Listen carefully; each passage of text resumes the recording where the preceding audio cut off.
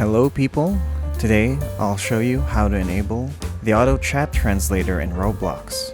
Now this is a pretty recent patch and they do have it on by default, but I just want to show you in case it is off for some reason or if you think it's not working. Okay, just go to the options and you'll find it here in the settings.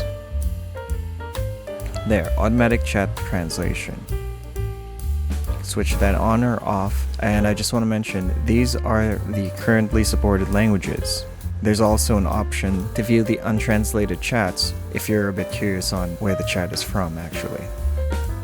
Now in this case, it's not translating some of these words because I think some are in Filipino, which aren't around yet, but don't worry, it does work. That's about it. I hope this video helped. You can like, subscribe, maybe leave a comment, and see you again next time.